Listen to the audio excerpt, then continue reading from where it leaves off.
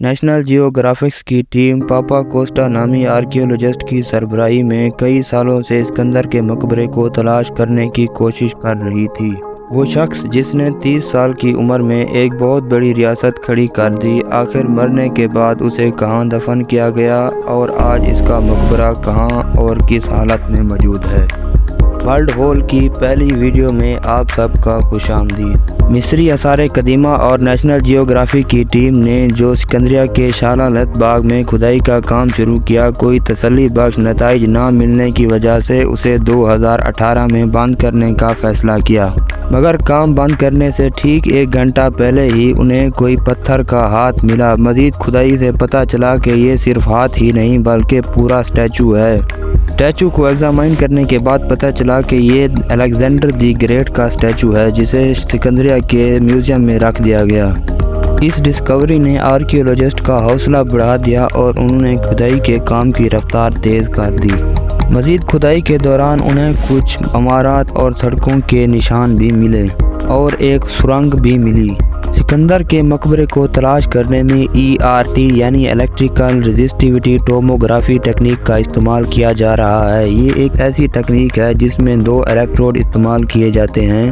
ان electrode کو bore whole کی مدد سے زمین میں ڈال کر امیجنگ کی جاتی ہے۔ ہسٹری میں الیگزینڈر کی موت کی بھی کئی وجوہات بتائی جاتی ہیں۔ کسی کا کہنا ہے کہ اس کی موت ٹائیفائڈ یا ملیریا بخار سے ہوئی اور کسی کا کہنا ہے کہ جگر کی بیماری کی وجہ سے۔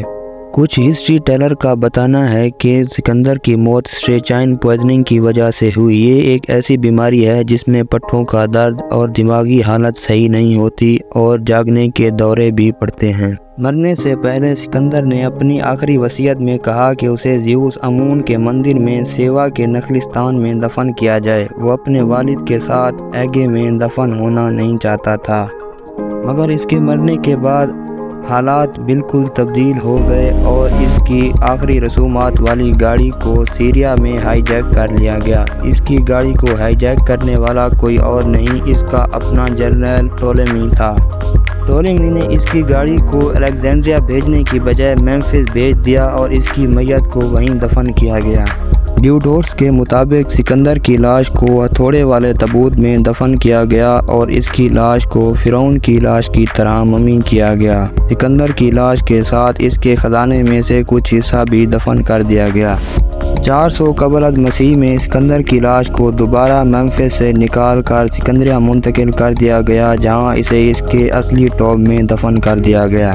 جس مقبرے میں سکندر کو دفن کیا گیا اسے سوما کہا جاتا ہے۔ سوما ایک یونانی لفظ ہے جس کا مطلب ہے نشان یا قبر کا نشان۔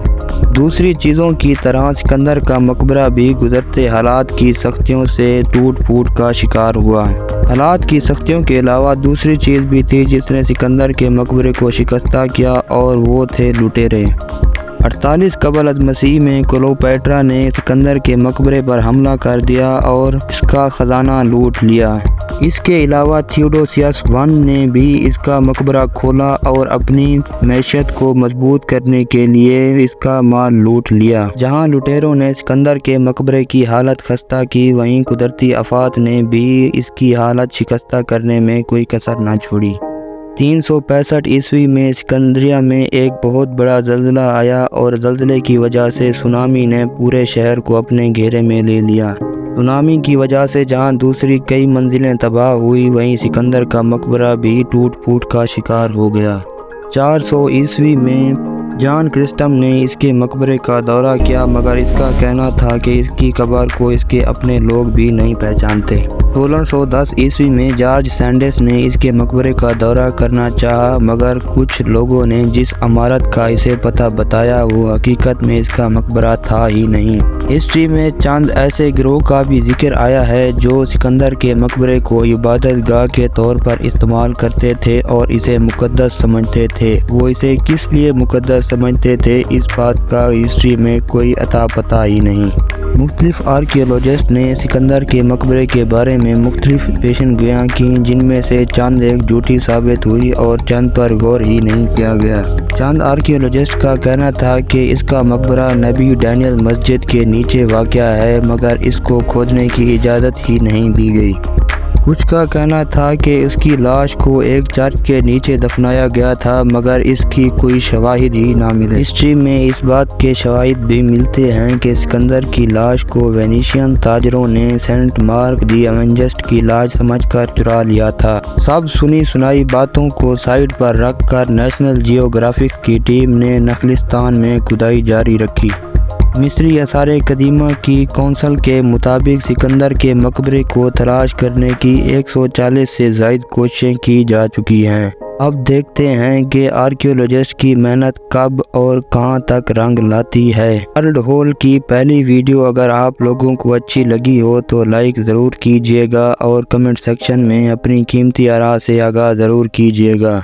ملتے ہیں اگلی ایک دلچسپ اور معلوماتی ویڈیو میں، تب تک کے لیے خدا حافظ۔